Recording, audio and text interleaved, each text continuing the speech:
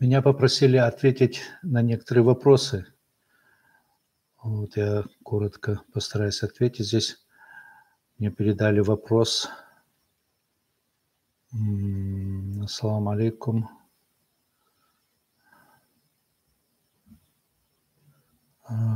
Так. Так.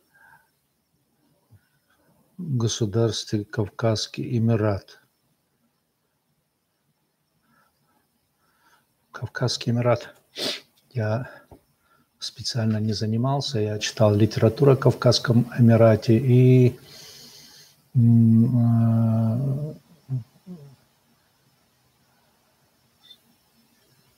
самым крупным специалистом по этому вопросу был наш известный историк Магомед Музаев, которого сейчас нет. К сожалению, он занимался периодом гражданской войны, революции и Эмиратом.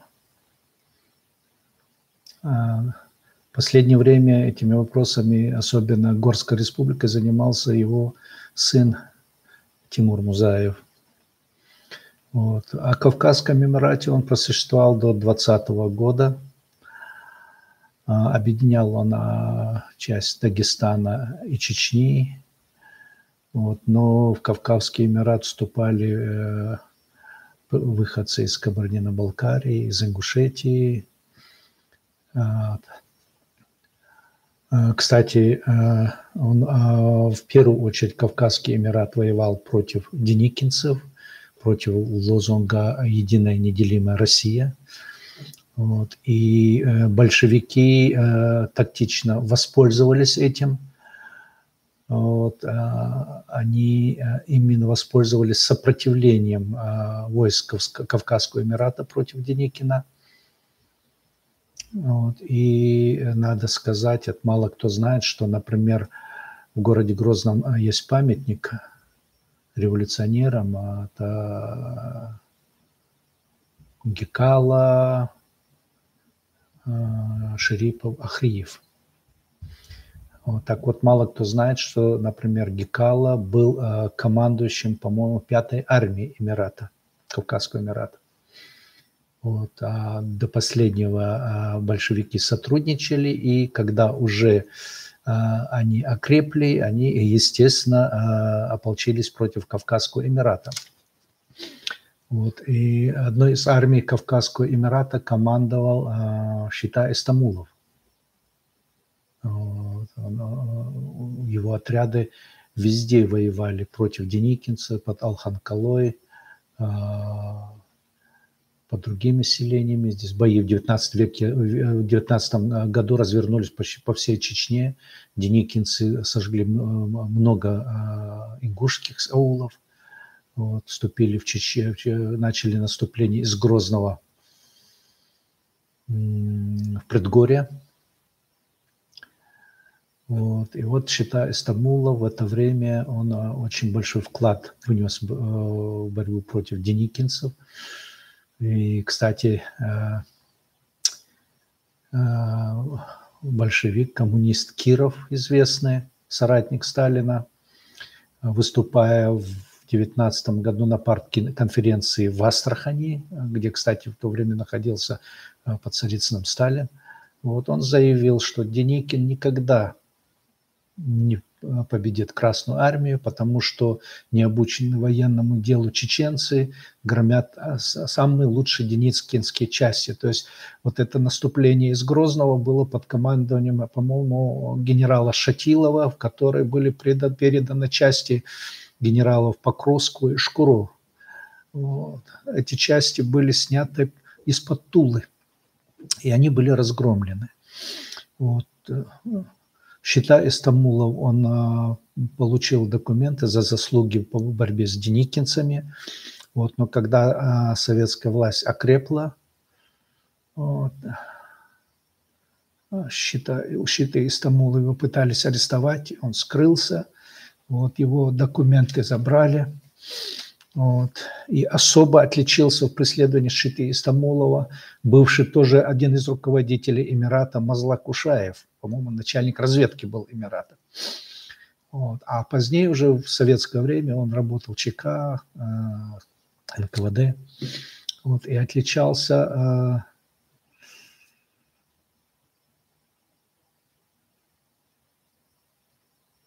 патологической жестокостью. Не только уничтожение чеченцев, но и в Средней Азии, куда он был откомандирован. Вот. И вот в конце концов в этот спор между ЧК и местными грузинскими партийными организациями против Шити Истамулова вмешались московские представители, это Киров, Орджоникидзе. Вот.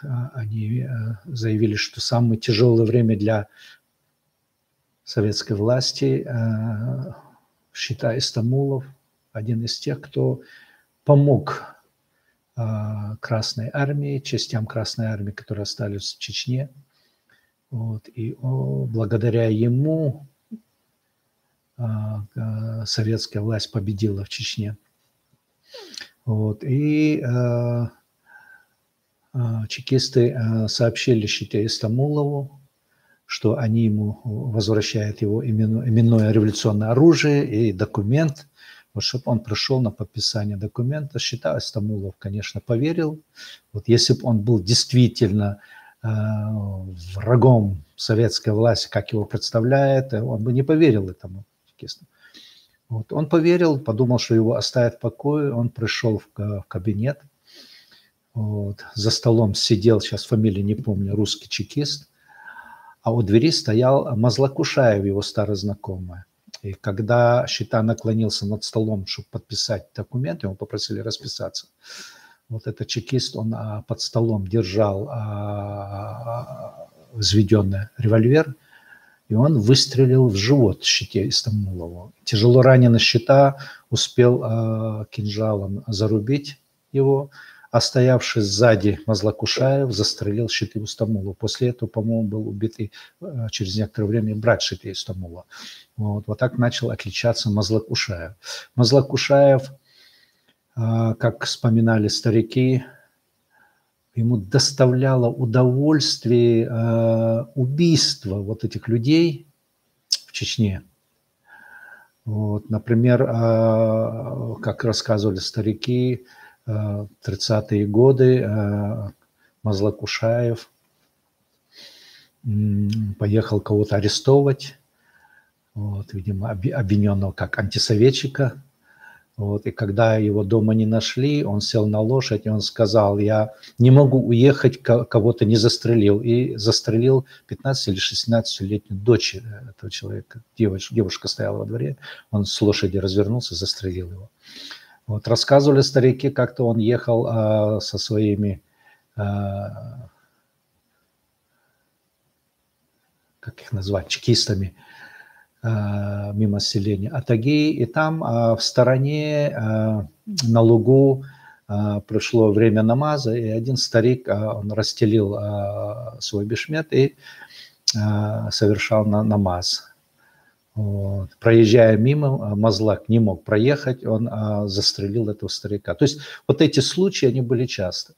И родители рассказывали, когда в Казахстане уже во время депортации в 1945 году мы жили недалеко от Чуйской долины, между городами Мерке и станцией Чу.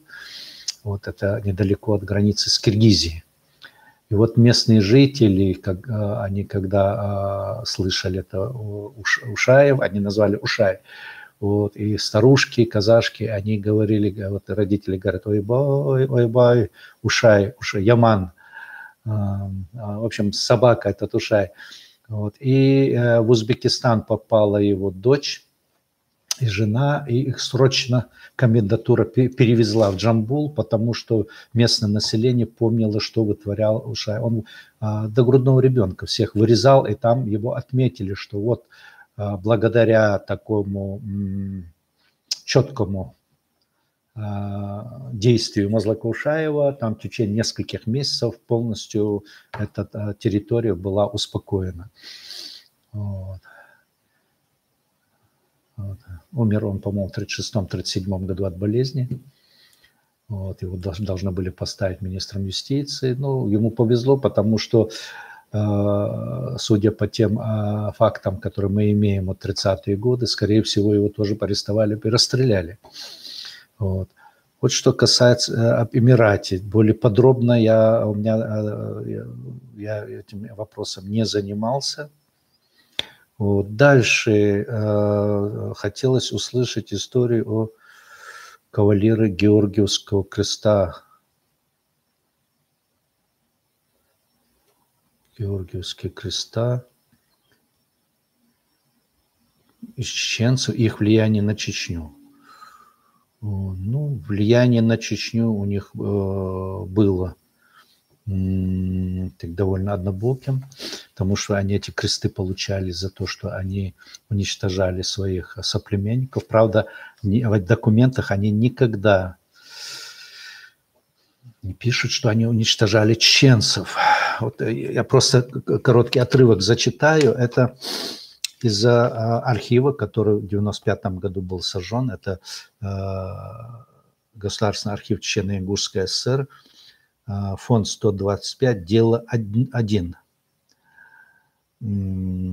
под названием «Прошение офицеров-туземцев об отводе им потомственное владение земельных участков».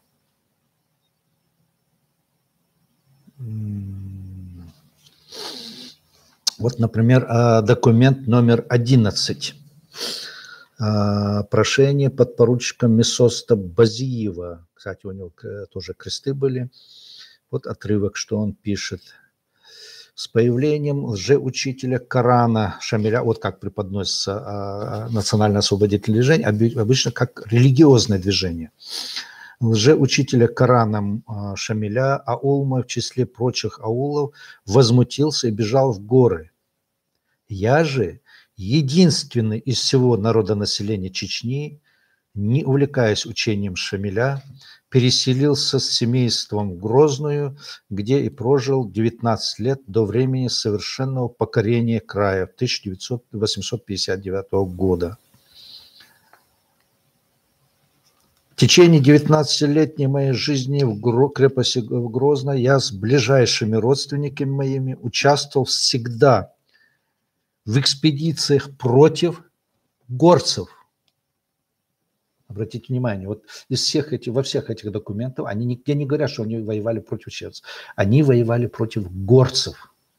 Вот эта система позже, вот мне как-то спрашивали, вот по Ламро, вот это все. Дело в том, что легче сказать, что они воевали против Ламро. Ламро – это чужие, не против своих чеченцев. То есть они подсознательно старались оправдать свои действия, что они против чеченцев не воевали, они не были предателями.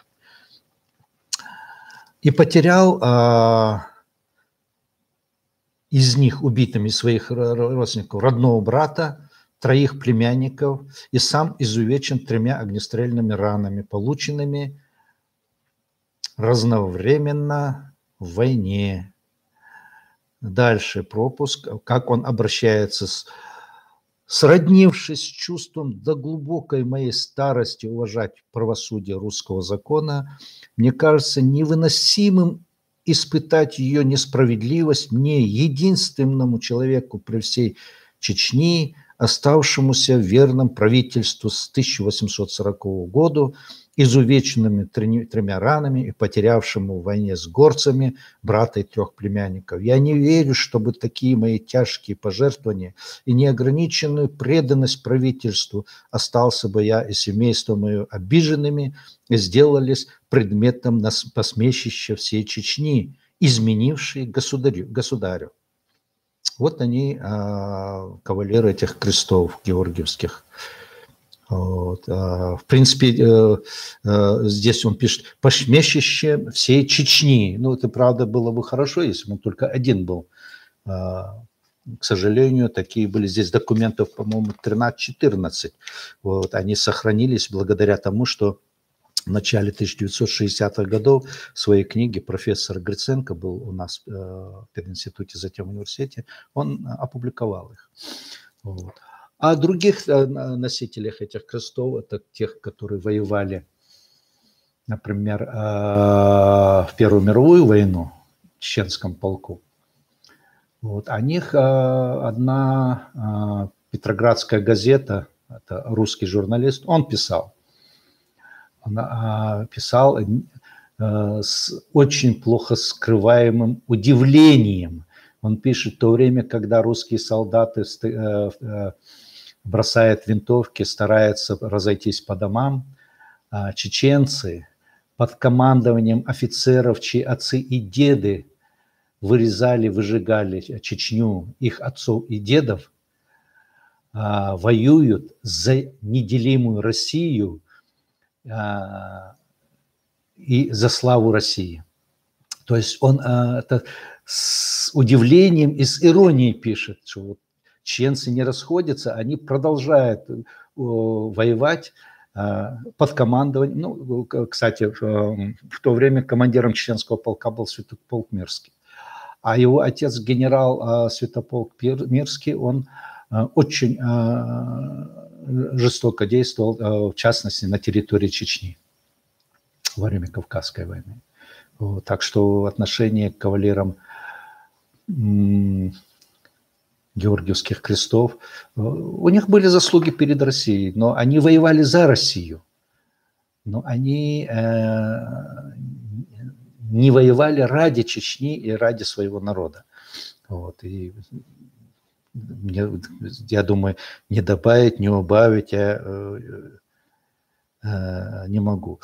Ташу Хаджи, а я о нем читал, но подробно о нем сказать лучше, чем те люди, которые этим занимались, я не могу. Вот. О нем очень интересно, подробно написал историк Далхан Хажаев. Вот. Если вы сможете найти его книгу, это изданная, она была после Первой войны, вот Далхан Хажаев, он сам погиб. Вот, был очень перспективный молодой ученый, историк, вот, действительно с очень большой любовью относящийся к истории своего народа, чеченцев. Вот там он подробно пишет и о Ташу Хаджи, и об Эйсангури, вот, и других наибах чеченских. Сейчас я, Саадулла, Дуба, там другие. Вот. Далее здесь еще меня спрашивают о знаке на флаге Республики Ингушетия. Вот. Ну, это старинный знак, это один из солярных знаков. Вот, он часто встречается в Ингушетии, на башнях, и в Асиновской котловине, и ущелье реки Армхи, Джараховской котловине. Вот. Этот знак встречается и в Чечне, например, вот этот знак Чебарлои, по-моему, это селение Кёзан. Это дверной проем жилой башни. Вот он с 3 отходящими лучами. Он встречается как и с 3 лучами, так и с 4 лучами. Вот. Да, он довольно широко распространен не только в Чечне, Ингушетии, и на Кавказе, и вообще в горной зоне, и в других регионах, вот, и в Хевсуретии. Вот. Чаще встречается знак, который очень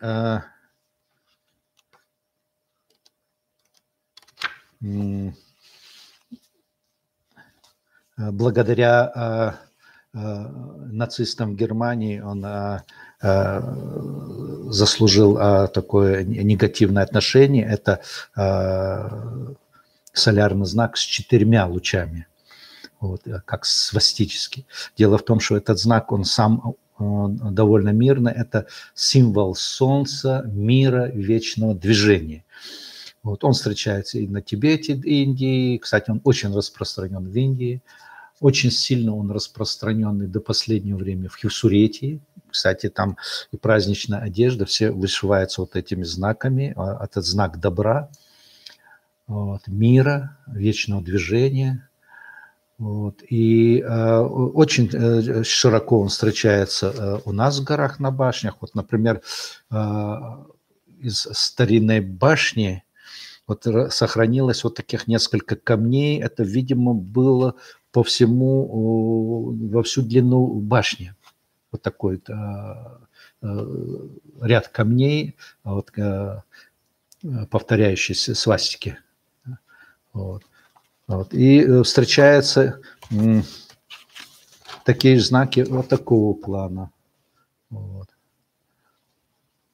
Ну, вот такие знаки, они подробно не изучены. Вот о них наиболее подробно в свое время писал Марковин, он собирал их. Кобычев был этнограф очень известный, он с Ленинграда. Кстати, это научный руководитель, он был Галины Старовойтовой. Вот. И у него были публикации, много не опубликовано. И последний раз, когда он был в Грозном, они ехали с Абхазии, они были в музее, несколько часов мы сидели у меня в кабинете, пили чай, и он мне очень подробно рассказывал о своих экспедициях в свое время в Чечено-Ингушетии. Вот. И даже мы договорились, что мы с ним свяжемся, и он копии своих материалов пришлет именно вот по этим петроглифам. Вот. Но он после этого, это было уже во второй половине 80-х годов, он после этого должен был ехать в Японию, он простудился. Когда позвонил, его жена сказала, он лежит в больнице. Вот. И оказывается, он так в себя и не пришел, после этой болезни он умер. Кобычев.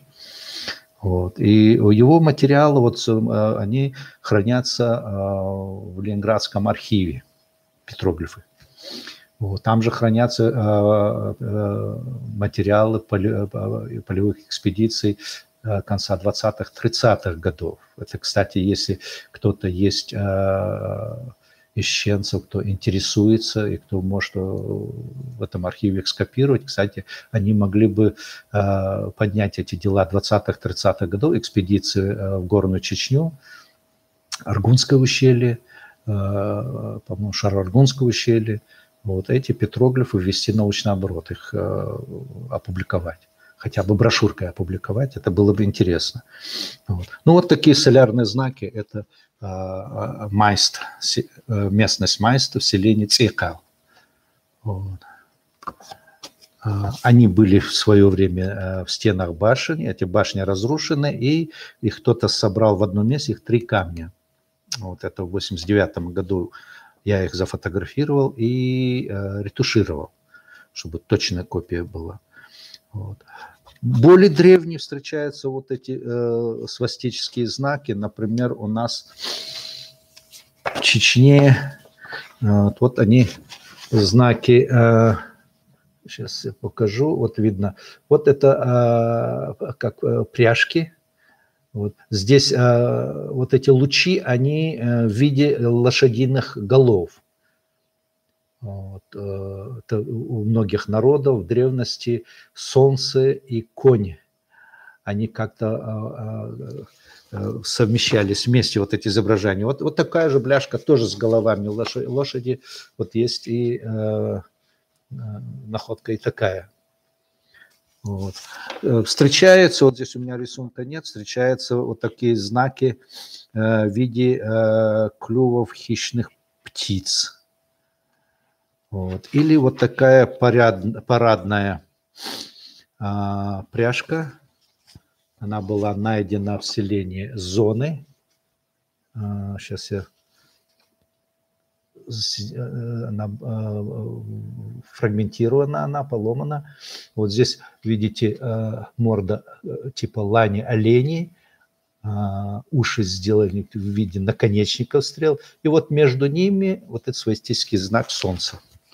Вот, там было их пряжки две. Одну я успел зарисовать, вторую я не зарисовал, она погибла в музее. Кстати, аналогов в других местах и на территории Чечни, и в других регионах Кавказа пока я не видел, чтобы кто-то находил подобное. Это так же, как и знаменитые пряжки типа из Тису их называют, потому что первая находка была найдена в селении Сису. Все они найдены на территории Чечни и Ингушетии в Сунжинском районе.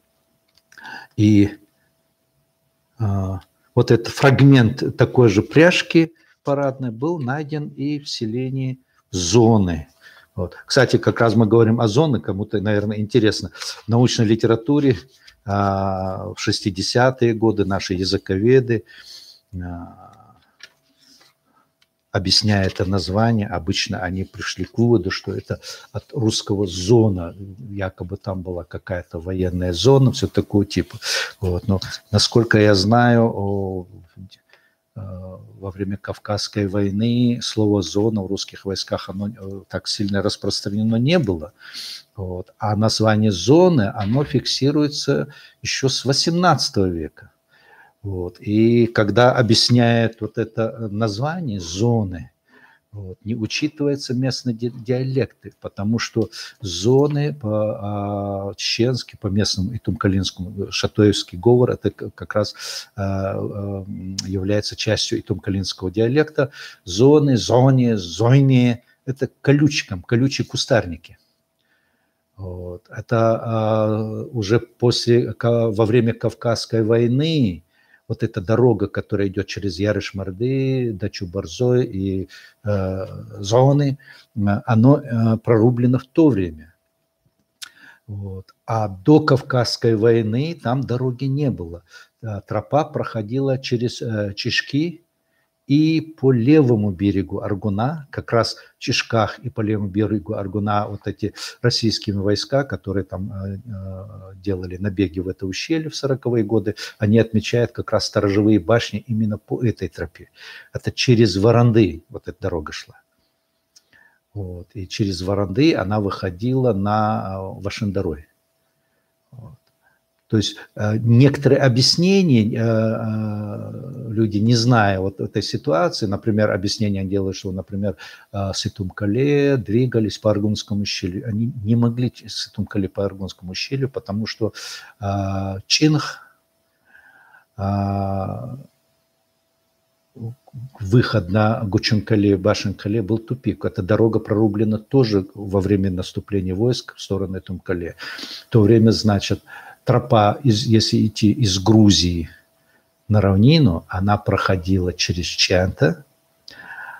Когда вступали Чинх, эта тропа поднималась через Сейра на Гухой, Мулкой, и через перевал спускалась Борзой, вот, и через Борзой Вашиндарой, через Варанды или Пешхой она шла на равнину. Вторая тропа была из Чинха, например, если в Шатой, то это через Гучункале, Гучункалинскую башню, там наверху был Чаймерк напротив Михал, вот, и оттуда через Верди спускалась на Шатой.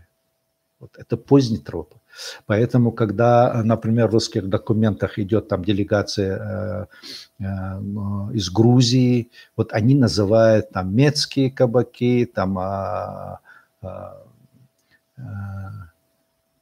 вот слово сейчас я не помню, как они, пешхоевские, вот, воронцовские, то есть ворандинские, вот так спускались. Кстати, вот как раз мы заговорили о пешха, очень часто сейчас объяснение, наиболее популярно было такое слово пеш, происшедшее от русского печка.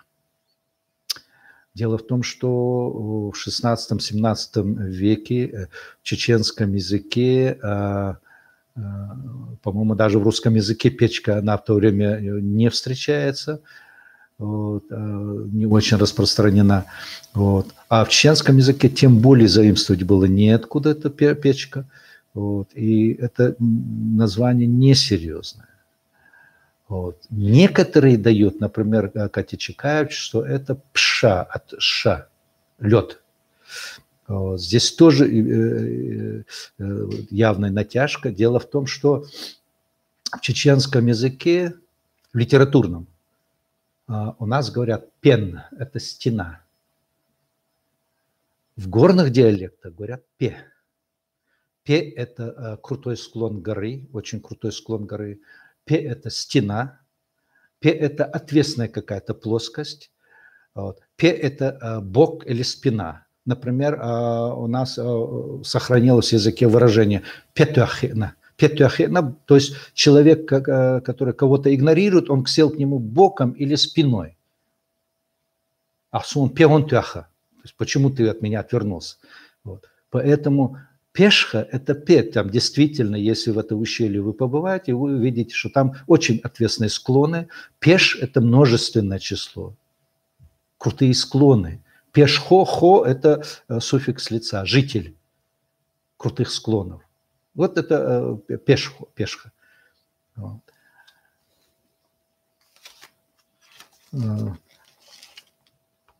Вот такие, это как будто мелочи, но когда человек занимается этимологией, например, этих названий, особенно горных районов, вот, необходимо в первую очередь постараться по мере возможности изучить местный диалект, потому что эти названия давали не на литературном языке, эти названия давали 100, 200, 300, 400 лет назад на языке, на котором говорило местное население. Вот.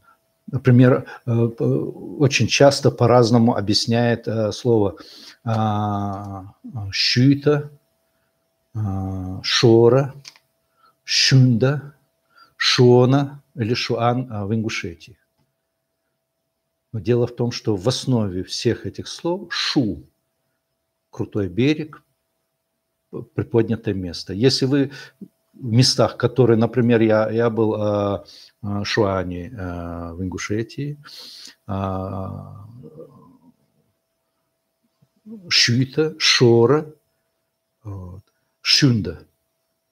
Все они расположены на приподнятых местах над обрывами. Щуйта – это находится очень высокий берег над Аргуном. На той стороне ваш второй, он находится ниже. Вот.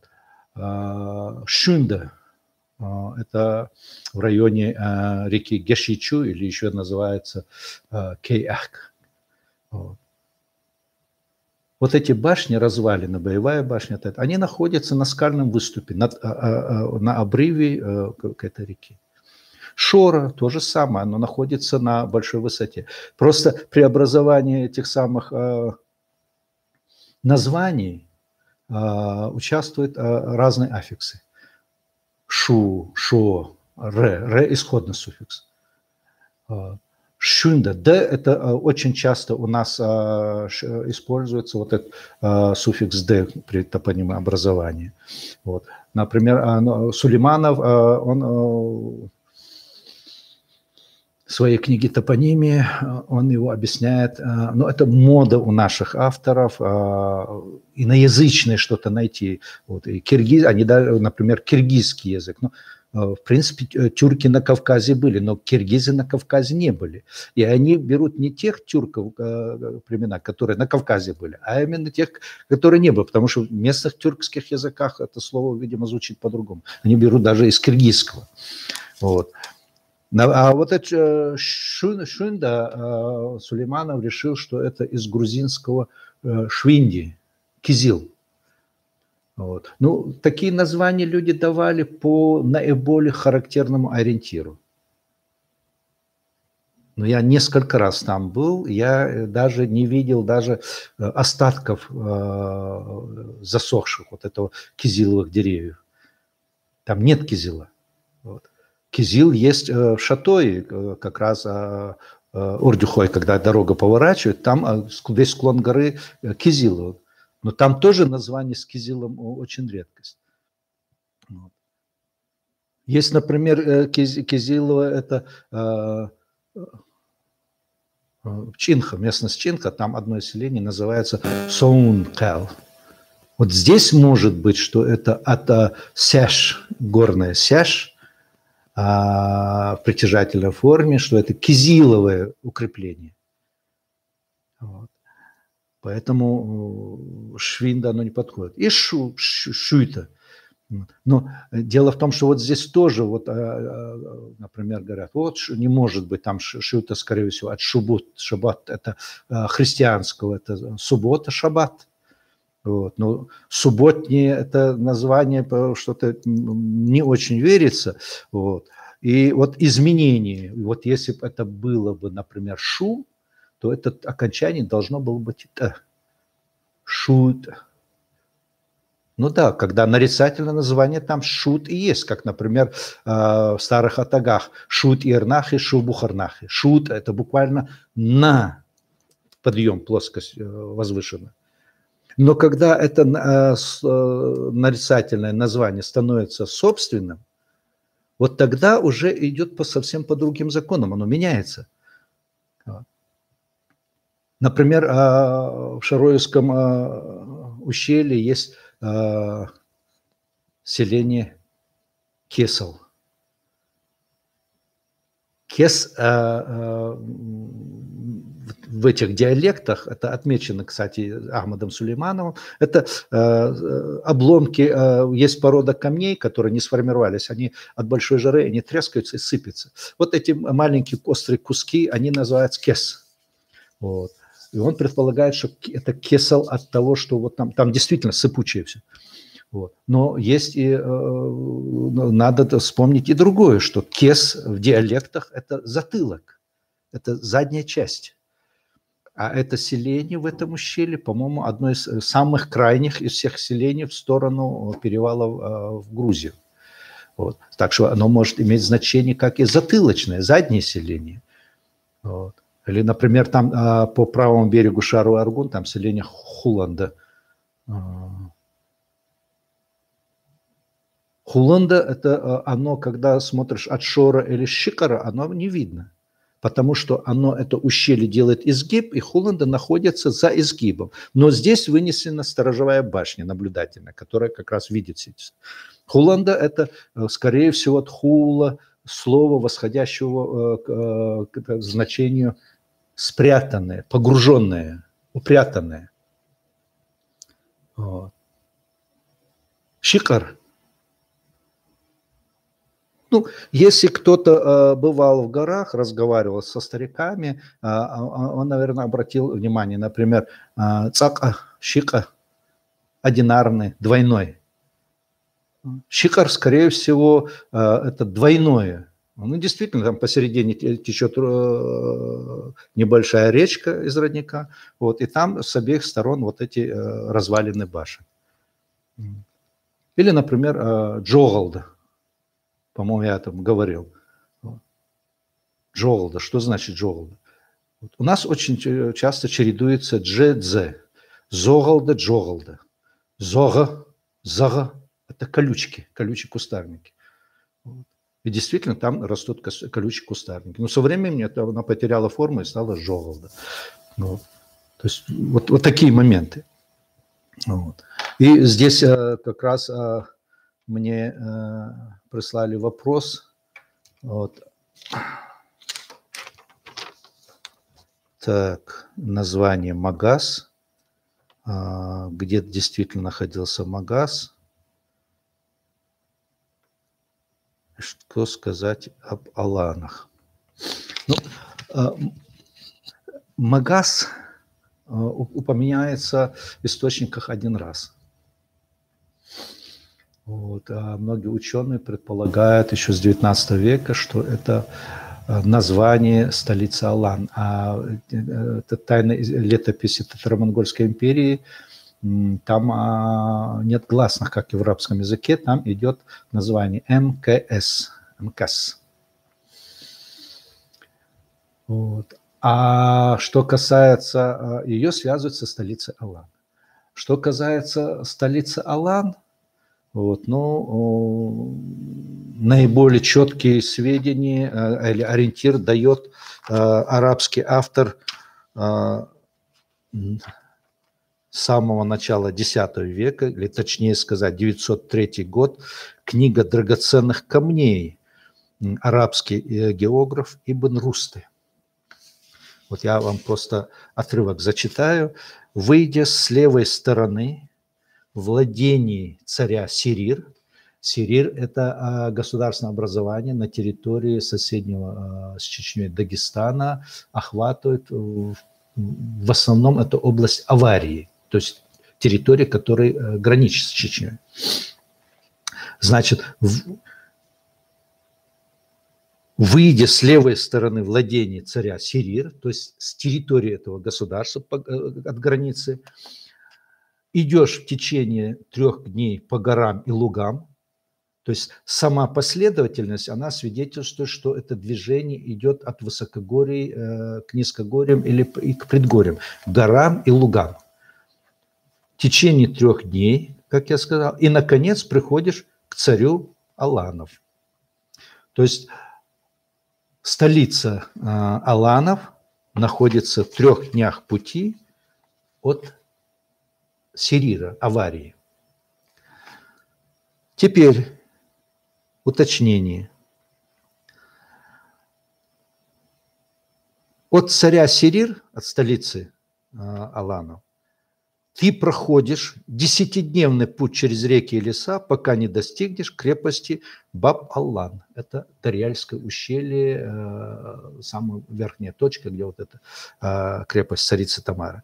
Она находится на вершине горы, а под горой дорога, и вокруг крепости высокие горы. Вот. Ну, возьмите любую географическую, даже школьную карту, вот, разделите на 13 частей, вот, не по прямой через горы, а спустившись в предгорье. И, да.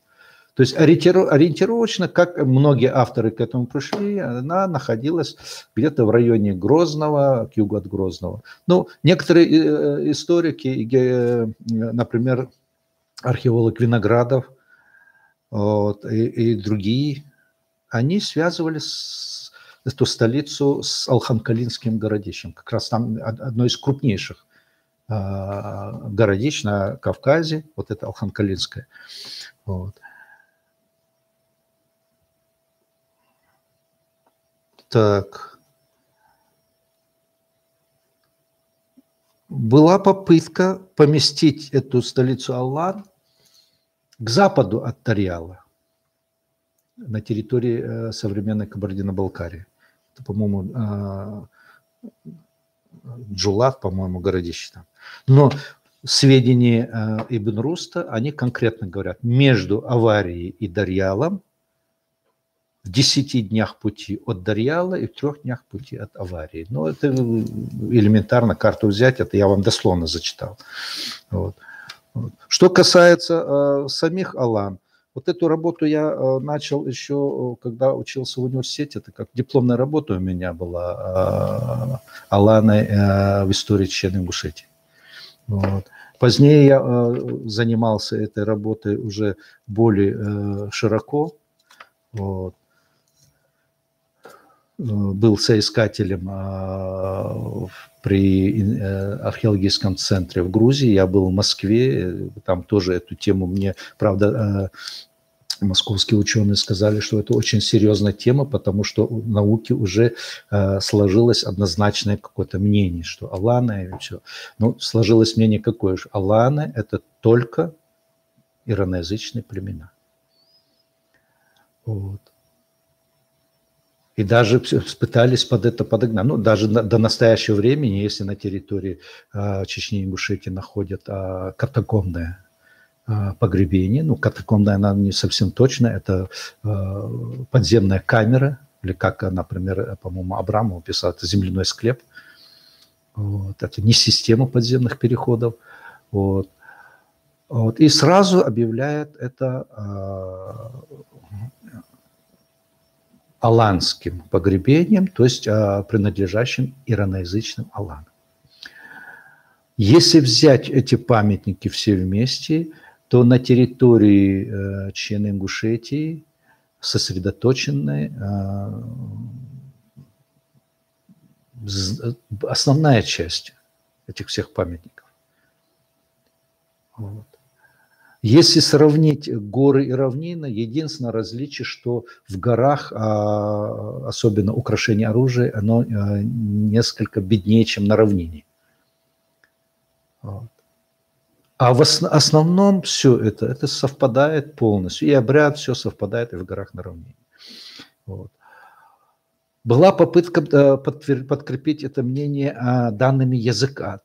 В 60-е годы был такой языковед Катичекаев. Он написал статью, предложил Винограду. Винограду он не разбирается в чеченском языке, естественно. Вот. Ну, Виноградов с ним они вместе опубликовали эту статью.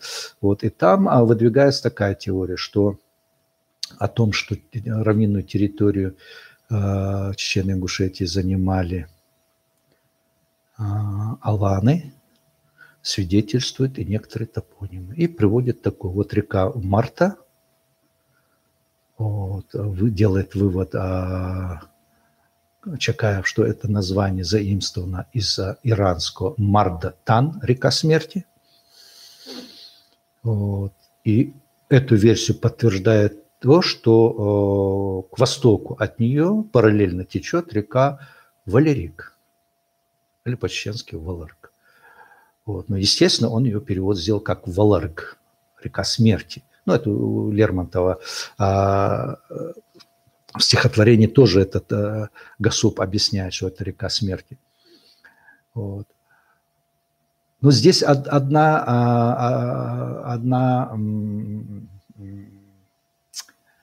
как бы это сказать, несостыковка идет. Какая? Аланы были жители равнины. Чеченцы, ингуши, горцы. Граница должна походить по линии восток-запад. То есть предгорье и предгорная долина – это аланы пришли, вот, и они загнали местное население в горы. Но дело в том, что эти обе реки текут с юга на север, в принципе. Получается, что эта граница проходила с юга на север, и территория делится на две части. Но дело в том, что вот эти катакомбные могилы находят не только к западу от реки Мартан, но и между Мартан и Валерик, и к востоку от Мартана, даже на территории Дагестана. Вот. Тут здесь уже не состыковка. Второе. Сам перевод этого названия Валерик, ну, это очень такой обывательский перевод, потому что Валарк – это не река смерти. Обычно это выражение такое есть «нан еларк». Это такое, знаете, когда сочувственное, которое это самое, чтобы у тебя мать умерла. Вот. Валарк – это действительно классный показатель мужской, Валарк. Но речку назвать, чтоб умер, притом это в единственном числе, Валарк. И Мартан, она называется Марта. Вот. В некоторых диалектах в ингушском это Фарта. Но Марта – это, обычно у нас есть слово Марта – это обеденная пища.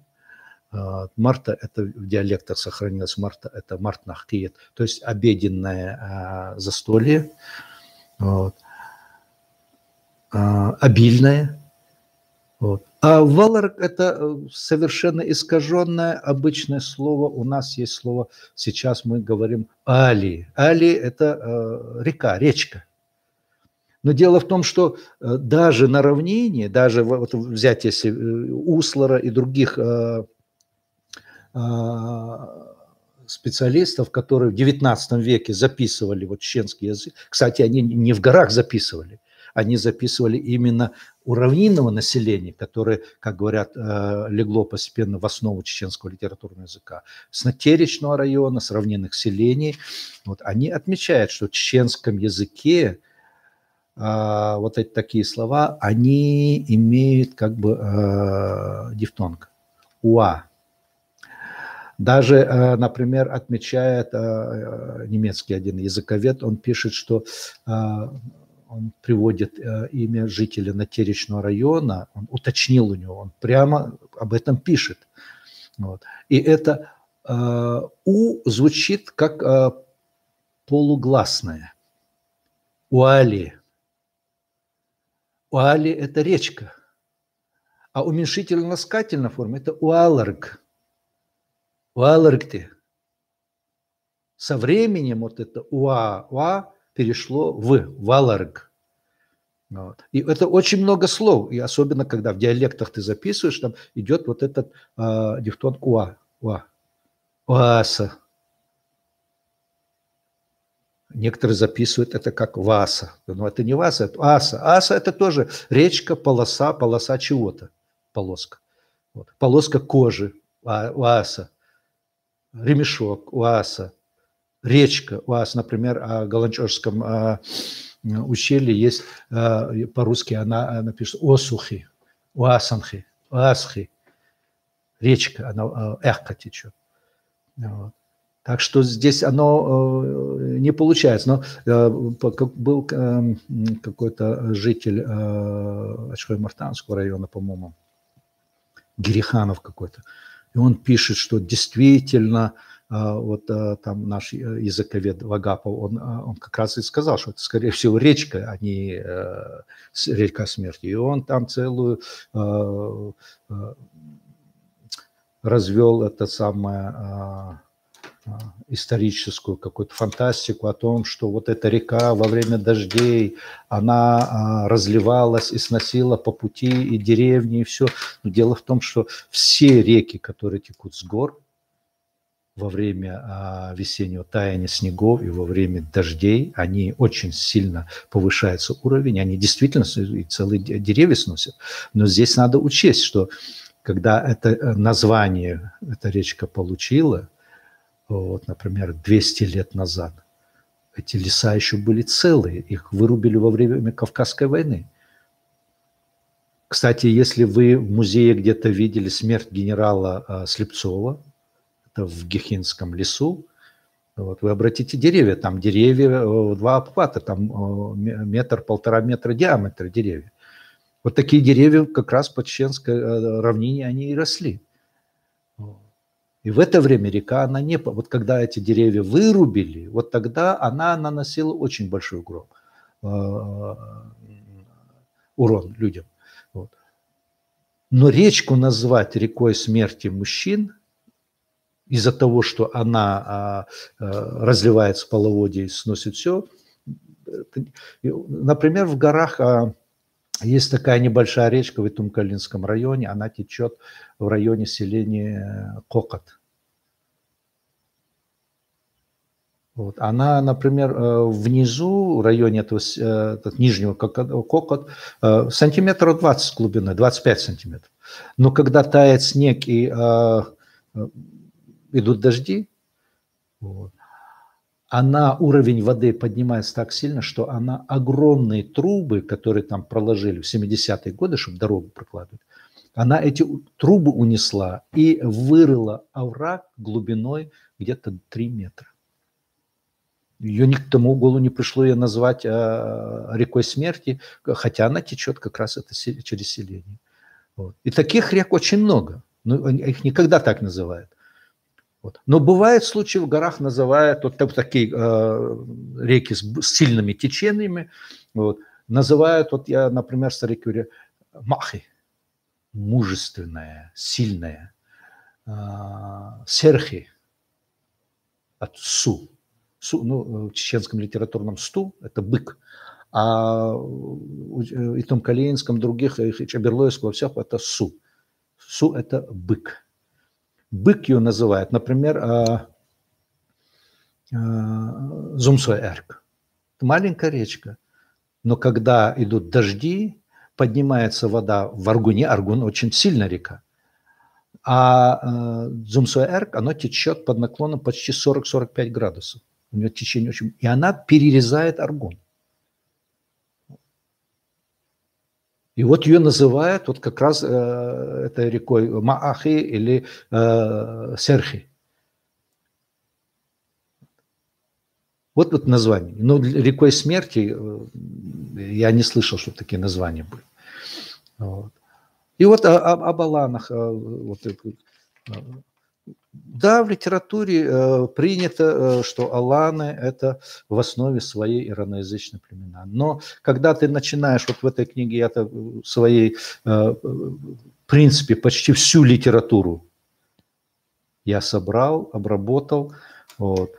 Ни Миллер, никто не пишет, что скифы, сарматы, аланы – это только ираноязычные племена. Они пишут, что известны на сегодняшний день материалы, в основном это языковые, в основном это объяснение сохранившихся личных имен на основе иранских, и притом иранских, ни одного иранского языка, ни одного осетинского языка, ни лексики какой-то одной группы иранских языков, а всех иранских языков. Вот. Объяснили какую-то часть этих слов. Я не говорю, я не даю характеристику самому качеству. Объяснили какую-то часть этих слов. Чем слово, это имя древнее, тем это сложнее. Это сам признает и профессор Абаев, и другие. Вот. Хотя ни в одном источнике значение этого имени никто не дает. Никто не знает, что означает это имя. Просто похожие слова и переводится имя. Некоторые имена на иранском переведены, они действительно очень звучат естественно. Вот. Некоторые, например, такой убийца оленей, владеющий там 3 ослами, по-моему, скифское имя. Но все источники, Страбон все пишут, что скифы, они пугались ослов, потому что они их не видели раньше. Вот. И почему владелец именно 3 ослов, а не стада ослов? Вот. Убийца оленей. С одной стороны, олень – это тотем, с другой стороны, мальчику дает имя, что он убийца. Это с гордостью, что он убийца тотема. То тоже как-то не совпадает. Вот. И вот на основании вот этого перевода, что какая-то часть скифов, сармат и алан действительно говорила на иранских языках, на каком-то или на каком диалекте иранского языка. Ну, это естественно, это вывод. Вот. Но когда говорят, что все племена, которые назывались скифами, сарматами, аланами, это были ираноязычные племена, и сплошной вот этот массив иранских племен, многие очень крупные ученые, они в этом сомневались, потому что в то время не может быть такого. Даже сейчас такого нет, понимаете? Вот. Во-первых. Во-вторых, все эти имена собраны не в степях, а собраны на могильных плитах при черноморских греческих колониях. Записаны греческими буквами. Вот. Поэтому это дополнительная сложность. Поэтому, мне кажется, было бы более объективным, в смысле, более плодотворным, чтобы получить более объективно это, вот, применить данные и других языков. Например, черкесские племена, которые жили на Кавказском побережье Черного моря. Почему бы их не применить? Почему не применить бы коренные кавказские языки? Или с той стороны готские языки? То есть, в принципе, объявлять, что это все принадлежало какому-то народу, это недоказуемо. Вот. Но особенно, что я в своей-то работе рассматриваю, именно территорию Чечни и Ингушетии. Вот представьте себе, на протяжении 600-800 лет вся предгорная равнина населена пришлыми ираноязычными племенами, и все местное население оттеснено в горы на протяжении 800 лет. А дело в том, что горное население без связи с равниной не может самостоятельно себя обеспечить продуктами своей жизнедеятельности. В первую очередь зерно они должны получить сравнительно. В первую очередь. Вот. Поэтому горное население, оно со временем попадает в зависимость от населения предгорной долины. Потому что они должны идти на равнину, обменять продукты там, животноводства, вот, получить зерно, хлеб. И они должны знать язык того населения, которое живет на равнине. Вот с этого начинается двуязычие. Двуязычие приводит к чему? Именно зависимая сторона, она усваивает лексику населения равнины. То есть в горах, в языках горного населения появляются элементы языка равнинного населения, если оно инородное.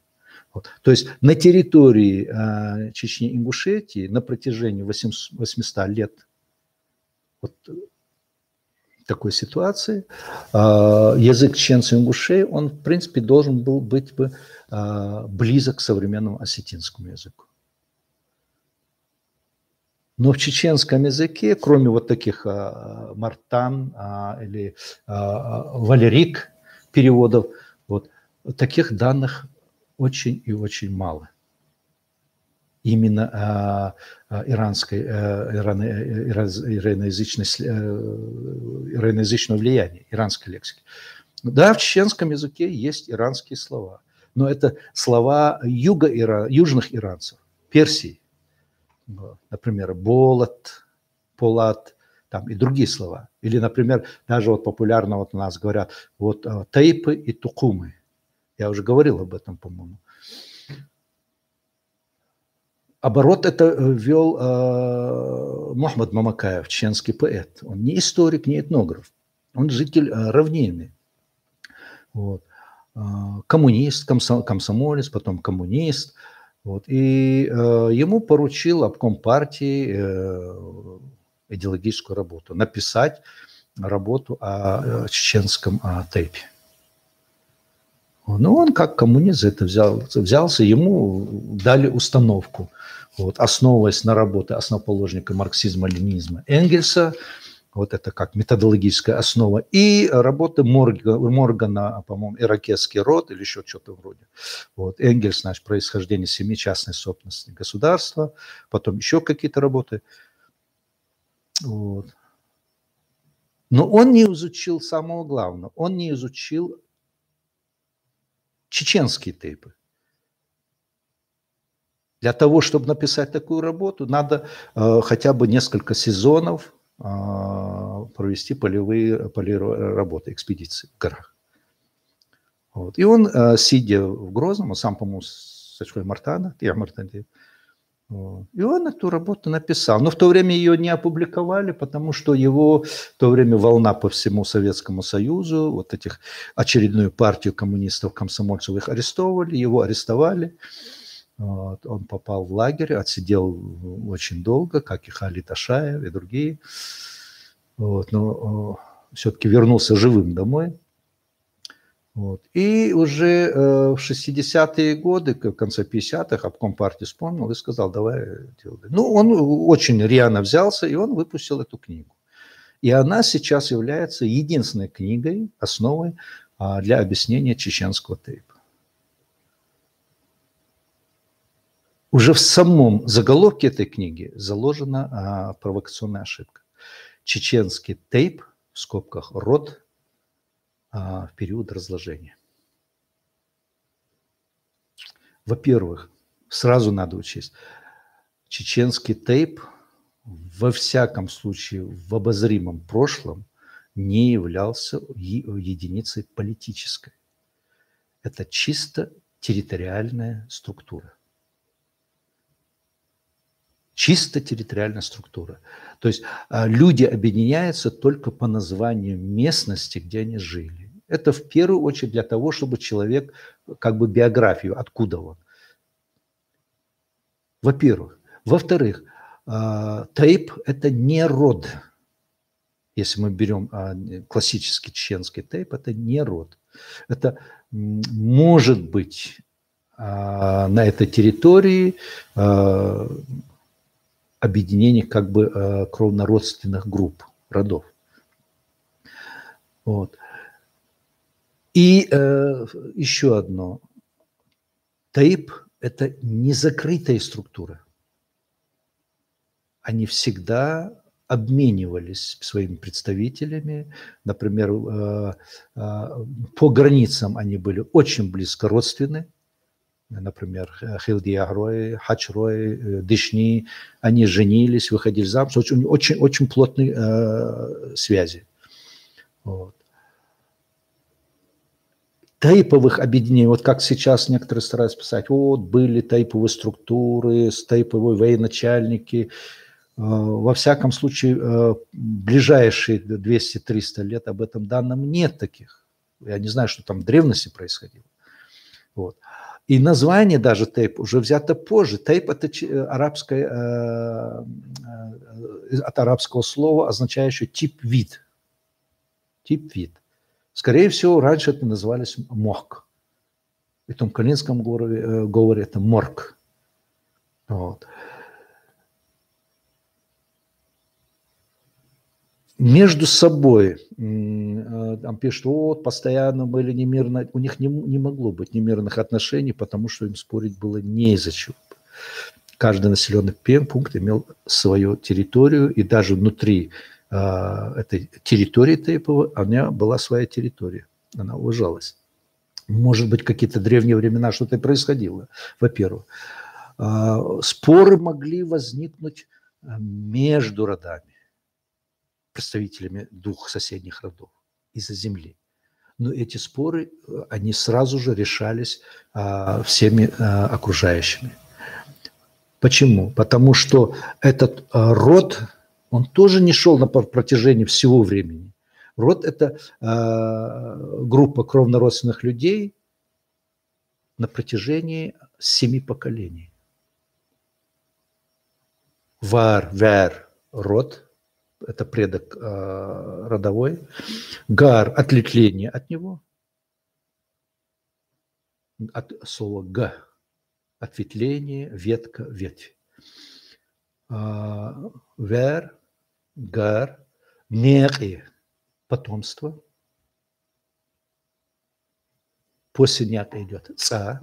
Ца – это объединение семей. И потом уже идет дёзел. Дёзел – это не современное понятие. Дёзел – там отец, жена и дети. А дёзел – это патриархально. Это дед, то есть там 3 поколения. Уже следующее поколение после этого, у них уже родоначальник рода уже является родоначальник Гара. То есть тот первый уже отпадает. То есть он, в принципе, во времени двигается, эта структура. Вот. Происходит как бы сегментация, как бы дробление этого. Когда не было войны в мирное время, эти рода могли знать свое родственно-кровное происхождение. Вот. Но это нарушалось чем? Потому что в горах население медленно, все равно оно росло, а горная территория, она ограничена пашнями, покосами, пастбищами. И люди постоянно происходит движение, миграция на равнину. И она всегда происходила. В случае опасности оставшиеся в живых, которые не были увлечены, они отступали ближе к горам или в горы, а в это время они возвращались. Вот. В условиях Чечни это происходило более в мягкой форме, более беспрепятственно, потому что именно территория Чечни в силу своей специфики географической, она закрыта, предгорная равнина, Терским и Сунжинским хребтом. Если, например, через Ставропольская возвышенность можно попасть на территорию, например, Кабардино-Балкарии, одинаково, в Чечне это пройти 2 хребта и уже попадаешь в лесную зону. Кстати, довольно болотистая местность и непроходимые леса. Вот. Поэтому в Чечне вот это движение, оно шло постоянно, переселялось. Естественно, на равнине выходцы из разных ущелий, они селились ближе, они более тесно контактировали друг с другом. Если в горах все-таки эти жители ущелий были достаточно изолированы друг от друга, то на равнине они уже имели более тесные связи. И из разных этих диалектов складывался единый язык. То есть шло как бы развитие этого языка. В результате длительного этих контактов и изолированное обитание на равнине, этот язык уже отличался от горного.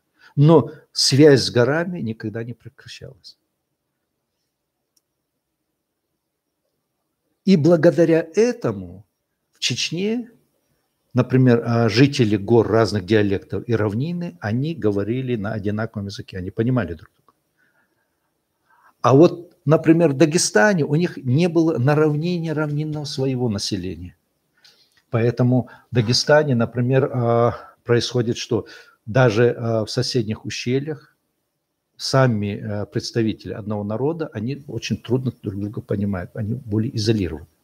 Именно вот наличие нахского населения, нахоязычного, на равнине привело к тому, что в горах этот язык, он не разошелся далеко, эти диалекты не разошлись.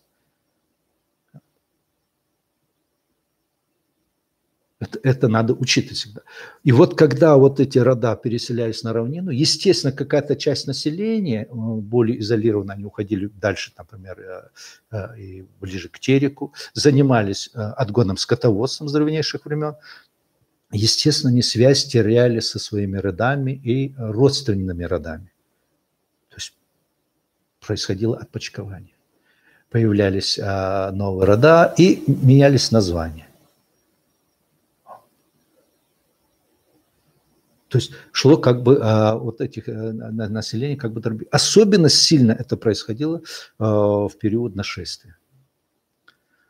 Вот. Равнинное население, например, оно уничтожалось, оно изгонялось, люди смешивались, и они теряли старые свои связи. Особенно сильно этот удар произошел во время Кавказской войны. Чеченцы, жившие на равнине, даже на Теречном районе, например, они все знали своих родственников дальних в горах. Они постоянно поддерживали с друг другом связь.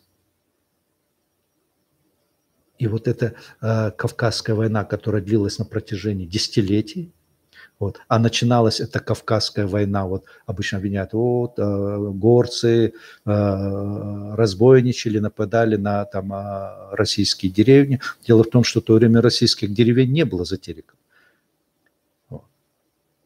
Это потихоньку, когда Московское ханство после захвата Астраханского, Касимовского, Кизлярского устремилось дальше на Кавказ, они начинают подкупать местных там князей или местных деятелей, например, там у чеченцев они нашли Шехмурзу некого, вот, давали ему подарки, все, и ему прислали с Астрахани казачьи отряды, ну, казаки в основном это кто? Это были крещенные татары из Астрахани. Вот. На Кавказе туда же вступали уже выходцы из разных горских народов. При крещении они получали имена уже там Иван Трофимович Косой. Вот, уже все, вот, уже не знают, из какого народа он вышел. Вот, по разным причинам они уходили. Вот. И он возглавил вот этих русских казаков. И вот в одном из документов он пишет, что он десятки селений этих горцев, он пишет, опять горцев, он сжег, уничтожил для того, чтобы укрепить власть московского вот этого князя или царя. Вот. Но потом его, конечно, отблагодарили, его выкинули оттуда и подчинили уже вот этих выходцев из Чечни, которые жили в Терском городке, это в устье реки Терки. Вот. Их подчинили уже кабардинским князьям, потому что более надежны были уже связи свои. Вот. И уже ставку делается на них. Заключается договор с кабардинским князем, он делает подарки, и московский князь, хан, он ему дарит, например, земли до Кизляра, по обеим берегам Терека. Хотя граница южная самого московского ханства находилась по реке Оке, и по Волге они взяли Астрахань. То есть земли, которые ему не принадлежали, он дает дарственную, например, кабардинскому князю Темрюку, который был обижен на крымского хана, что он его обделил подарками. Тот выдает после этого свою дочь 15-летнюю замуж за Ивана Грозного.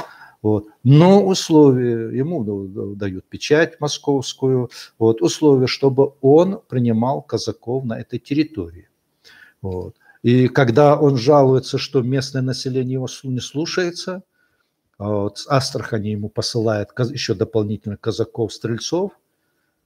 Вот, и когда крымский хан заявляет протест, он говорит, как же так, на Кавказе не должны действовать войска.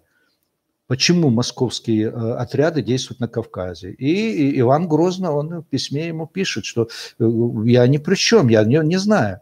Это Темрюк, князь. Его холопы не слушают, не подчиняются. Он обратился к астраханскому там воеводе, попросил помощь. И он ему оказал помощь. Это Темрюк, я там не имею. Но Темрюку дано задание, чтобы эту территорию потихоньку освоили. Вот появление первых вот этих отрядов, как говорят, гребенских казаков туда. А название гребенские откуда? Появляются эти казаки, они получают жалования, они получают там подарки. Вот. И некоторые, живущие на равнине чеченцев, тоже по разным причинам, может, изгнались, может, еще что-то. Вот. Они уходят туда, они крестятся, вступают казаки. Вот. И вот когда они там набираются, там выходцы, например, из Варанды, Гуной, Варандой, Биеной, ну, с равнинных, из разных чеченских степов, они уходят туда, и они, кстати, сохраняли даже до последнего времени, казаки Черленый, Гребенской, они знали свое происхождение, там, мы варандинцы, мы... Там, до нашего выселения, например, старики, они говорили на чеченском языке, поддерживали родство. Вот. И когда записывают легенду, вот раньше мы жили в гребнях, когда Иван Грозный нам подарил. Но Иван Грозный казакам никогда не дарил землю. Он чужую землю подарил Темрюку с заданием, чтобы он там создал преданное Москве население. Вот этих казаков переправляли из Терки и из Астрахани. Вот. И вот эти чеченцы, которые стали казаками, вот, раньше мы жили в гребнях. В гребнях жили не казаки, не русскоязычные, не московоязычные, а это были чеченоязычные выходцы, которые ушли туда. Вот раньше они жили в гребнях, а теперь мы живем здесь. Вот. И их было очень мало. Ну, и вот эта теория, которая, что чуть ли не с 15 века бродники пришли. Ну, дело в том, что ни в одном русском документе, ну, русском каком, это не в русском настоящем русском, там, русин Украины, а в русском московском. Вот. Ни одного документа об этом нет. Как самые старые документы, они пишут, что из Астрахани направляли этих казаков. Там крещенные татары, крещенные там другие, выходцы из других национальностей. Вот. Вот это движение. То есть чужими руками прибрать эту землю. При Екатерине уже в XVIII веке начинается набег. В XVII веке. Что происходит дальше? Для того, чтобы ускорить завоевание Кавказа, вот, московские воеводы начинают переговоры с калмыками. Калмыки находятся в Джунгарии. Им предлагают переселиться на Волгу, на правый берег Волги, вот, изгнать оттуда нагайцев и уже выступить против чеченцев. Это чеченцев не за Тереком, это чеченцы, которые выпасают скот на зимних пастбищах между рекой Тереком и Кумой. Вот. Нагайская орда находится в основном на правом берегу Волги, на огромном пространстве, где сейчас Калмыкия, вот, и по левому берегу. Вот эти калмыки, договорившись, получив подарки, они передвигаются, вытесняют оттуда нагайцев, вытесняют нагайцев из Поволжья вообще к западу и к югу. Вот. А позднее уже с ними заключает договор, по-моему, Апраксин, по-моему, вот, что русские власти будут им постоянно платить и выделять им подарки, чтобы они делали походы против нагайцев и чеченцев. Это считается первое упоминание термина чеченец. Вот. Позднее, в XVIII веке, начинаются набеги. Вот первые набеги именно на чеченские аулы начинает как раз Россия. Русские войска, в это время Екатерина, она переселяет на Дон каждую казачью станицу Дона, вот, обкладывает, значит, подушным налогом, или как податью. Вот, сейчас, дай бог памяти, по-моему, 3 семьи. Вот, и под охраной солдат их переселяют на Кавказ и начинает строительство Кавказской линии по Тереку, Моздокская линия. До этого эта граница была где-то 500-700 километрах к северу. Вот. На Кубани они дошли до Кубани, действий Суворова и других. Вот, и начинается строительство. И вот начинает застраиваться станицами Наурского района.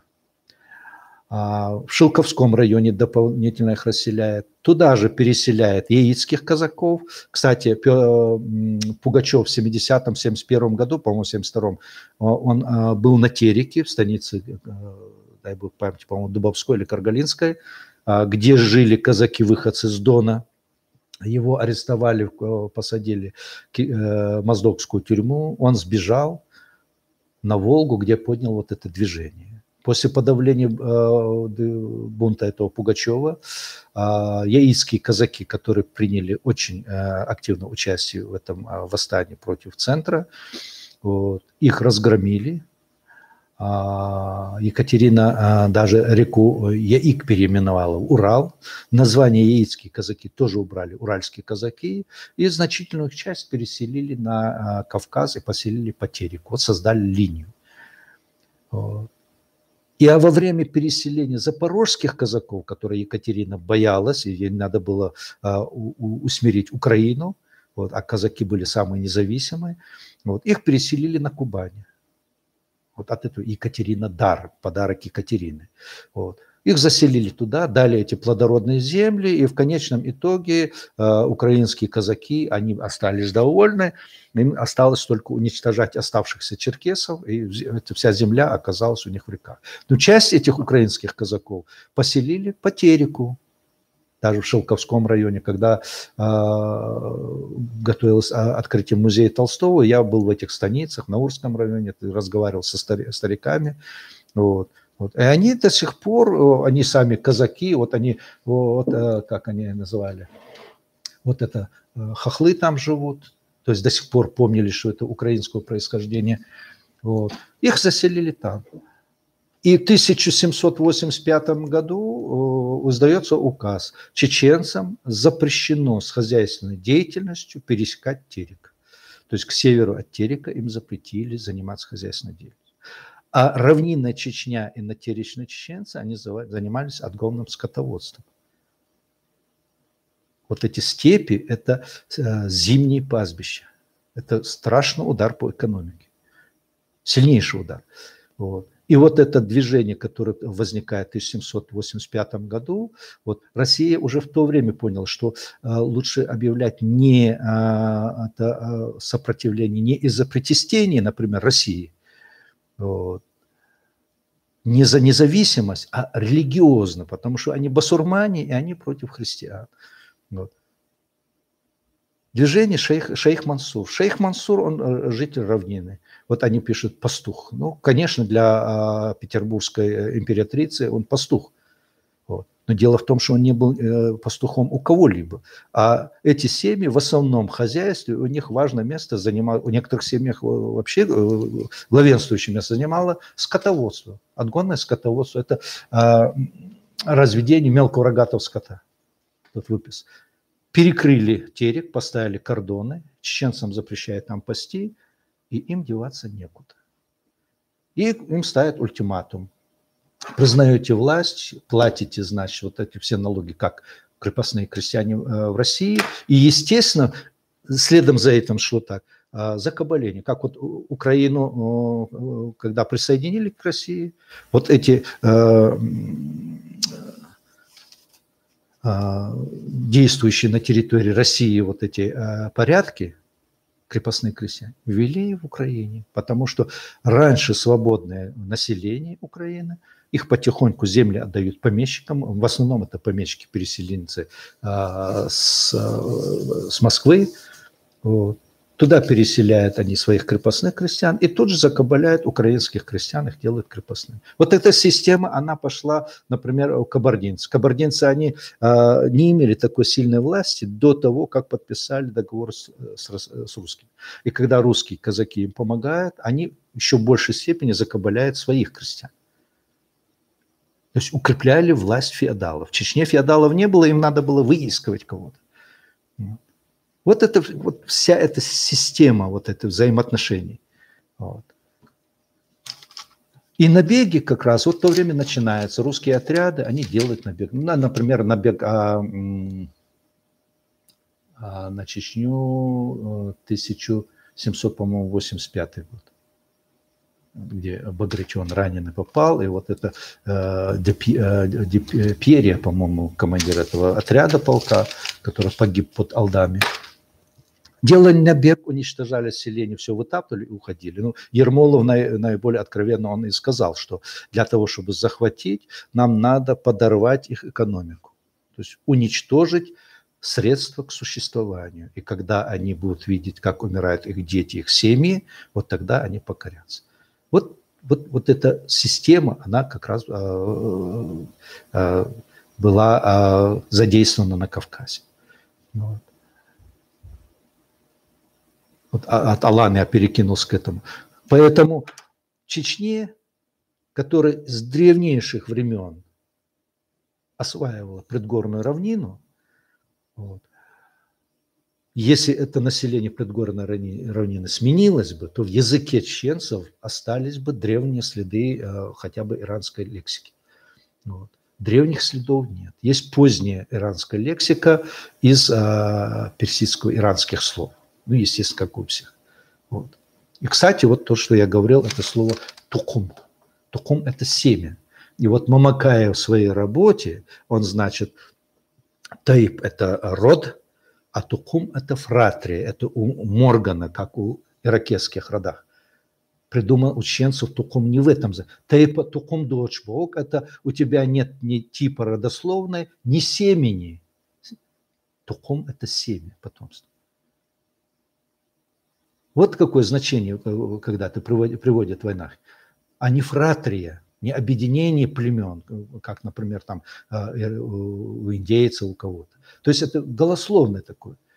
И поэтому вот эти объединения, там вот тукумы такие-то, это, ну, возьмем так. Тукум Мялгы, Мялхист. Там где-то 27 селений. Там нет тейпов, там один тейп. И вот этот тейп Мамакаев что делает? Он называет Мялгы, и дальше он называет Коротхой, Мешихой, Тертихой, Джархой, Джари там селение, Бастхой, Омихой. Но это селения небольшие. Но Меши одна боевая башня и 3 жилые башни. Но это не тянет он на тейп. Терты, да, это более крупно. Одна боевая башня и где-то 8-9 жилых башен. Но тоже на тейп не тянет. И вот искусственно это разбивая вот эти системы, сложившиеся вот этнотерриториальные, вот, Он делает то, что выгодно властям. То есть Таип – это они замыкаются. Таипа политической организации нету. Нет такого объединения политического. Есть только территориальное. Как я сказал, на окраинах Таипов они ближе отношения имеют, чем со своими тайповыми однотайповцами, с соседними представителями другого тайпа, которые живут рядом с селением. Но для этого надо просто поехать в горы и походить в горах и узнать, как это просто. Дальше что? Уже после Кавказской войны на равнине эта система поломана. После землетрясения, после войны переселяется, если какая-то группа населения, они называют не название общей территории, тейповой, как говорится, а название своего селения. И тут начинаются вот эти тейпы. И 100 с чем-то тейпов. Ну, вот это вообще несерьезно, вот такие вот вещи. Но в Аргунском ущелье, например, если делить Мялги, Кей, Терлой, Дышни, Майстой, Хилдиагрой, Хачрой, Ченти, Гухой, Мулкой, Тумсой, Пешхой, Чинхой, Дзумсой. Это вот основные, это десятки, но никак не может более сотни. И начинает делить, например, из тейпа Чанти называют по названию селения, из тейпа Терлой, например, называют Терлой, и тут же называют Никархой и Баулой. Но Никар – это селение. Баула – это тоже селение. Это не тейпы отдельные. Вот. Да, эти тейпы по количеству неравнозначны. Например, Терлой – это очень большой тейп, он объединяет эту огромную территорию. Тери, ну, Терлой, сейчас говорят Терлой, например, еще старики в 70-е годы, например, Терлой, они себя говорят, то Терида, Тери – это верхнее. Вот. Чинха, Чиннах, для того, чтобы объяснять это название, она говорит Чиннах. Вот. Наиболее интересный его перевод Арби Вагапов сделал объяснением. Вот, то есть это ущелье. Ин. Вот. В диалектах эй. Чанта, чанат. Вот. То есть к этим названиям надо подходить дифференцированно. То есть именно соблюдать закон о вертикальной зональности. Потому что чем ближе к равнине, эти тейпы, они принимают на свою территорию выходцев из выше расположенных этнографических групп, этнических территорий. Они становятся смешанными. И вот в конце еще, я очень много говорю, запутанно все. Вот я просто пытался ответить на эти вопросы, не знаю, как мне это удается. Дело в том, что, например, просто я хотел коснуться. В конце XVIII века из Терла часть населения уходит в предгорье, и часть населения позднее уходит в Ахметовский район. Вот. Что происходит? Они живут, это селение, на горе Гез. На этой горе Гез есть селение Гезея, то есть к горе Гез.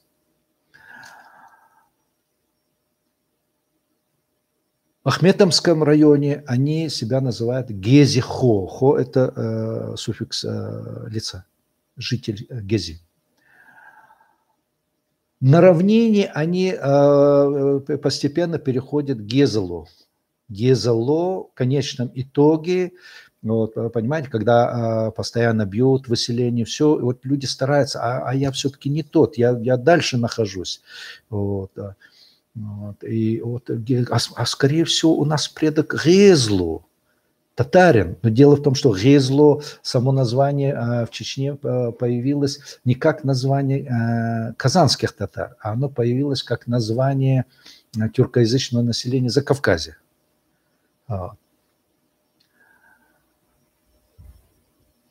И появляется, мы не с гор, мы по происхождению, скорее всего, с Татарстана, то есть из Татарии переселились. Когда переселились? До Кавказской войны несерьезно.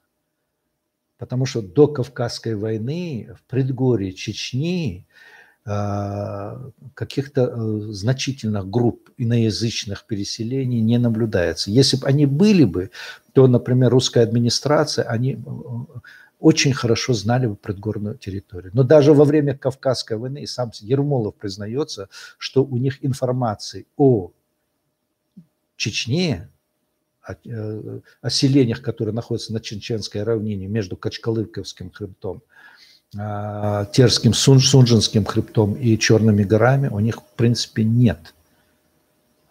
Если бы там было очень сильное население, или кумыки, или кто-то там населяли, приходили, информацию им легко было бы набрать, но у них информации не было такой. Или, например, Туркой. Ну, я встречал вот этот Тейпан Туркой, вот, в Малых Атыгах есть Туркой. В Очхой-Мартановском районе Туркой. Вот когда спрашивают, турки, вот они нет, говорят, не турки. А вот мы равнинный Тейп, сам образовался Тейп. Но сам на равнине ни один Тейп не образовывался. Вот это искаженное название более древнего какого-то ответвления. Вот. Но что интересно, вот эти туркои до депортации в Казахстан, например, в Очхой-Мартановском районе, они имели земли в Галанчевском ущелье, ущелье Эк, пастбище, пашни. Вот. И когда я разговаривал, я сказал, но если вы не горцы, вы не имеете кровного родства там, вам землю никто не позволит там осваивать и держать. Вот мой дедушка, мой прадедушка туда ходил, там они что-то сажали, картошку сажали, все. Значит, вы выходцы оттуда. Дело в том, что в конце 18 века перестало существовать селение по Осухи на скалах. Это еще Миллер, по-моему, не он отмечает. Он пишет по-русски Туркале. Туркал. Туркал, это, скорее всего, может, верхнее укрепление. Туркалей в конечном итоге, когда после землетрясения она разрушена, там он пишет, что только с веревками можно туда забраться, потому что вот эти лестницы все обрушились, деревянные переходы. Туркалой, то турки, турги. Такое изменение вполне закономерно, потому что, например, возьмите Гучункаллы, Гучунги. Башенкалы, Башенги. Сокращается это название. Вот. И самое интересное тоже, например, в селении Чуриö. В Дубаюрте живут они Ноккой. До выселения они Ноккой, после возвращения старшее поколение Ноккой, но среди молодежи начинается, а мы не Ноккой, мы Ноги, по происхождению нагайцев. Но переселение нагайцев до и во время Кавказской войны тоже не зафиксировано в таком количестве, чтобы вот такой тейп образовался. Дело в том, что Ноккой – это часть Эрки, тоже из Галанчевского ущелья. То есть сами вот выдумывают вот такие вот изменения и начинают. Вот, например, Нори, это самое, я помню, что в селении Дубюэл я стариков спрашивал, вот, там, старушку одну, вот, и когда я сказал, я говорю, вы что, Нори называетесь? Она очень удивлена, а кто тебе сказал? Я говорю, и назвал имя, я говорю, вот он сказал. Она, значит, оказывается, он дальний их родственник какой-то. Вот. И она говорит, ну он может и Ноги, но мы все Ноккой. С чего это вдруг он придумал? Говорит, его отец был Ноккой, мы все Ноккой. Вот такие истории. Вот. Извините, что, может быть, немного скомканно, не на все вопросы я ответил. Вот. Мне бы хотелось, чтобы вы более четко сформулировали вопросы, и я постараюсь с вами вот в виде беседы, вот так вот, в виде разговора на них в какой-то мере ответить по мере своей возможности. Вот. Потому что сейчас я очень давно не общался, не разговаривал. Этот год для меня был очень тяжелым. Вот. И вот сейчас, когда меня попросили вот, товарищи Вот. И вот этот разговор меня немного отвлекает. Я стараюсь как-то восстановиться, чтобы восстановить свою речь, восстановить возможность разговаривать. Вот. И если удастся мне, я постараюсь вот эту книгу закончить одну. Она у меня слишком объем очень большой, она где-то более 1500 страниц опечатана у меня. Вот. Но это в основном анализ наших диалектов, вот, объяснение некоторых слов, объяснение некоторых топонимов. Вот. И, может быть, если удастся мне ее завершить и издать, я думаю, может быть, кому-то будет интересно, потому что те, которые сейчас смотрят, и наша молодежь, они, к сожалению, не любят читать. Вот. Это работа на основе всех материалов, доступных. Это работа 50-х, 60-х годов по диалектологии, работа ученых, которые записывали нашу чеченскую лексику в XIX веке. Это работы Алироева,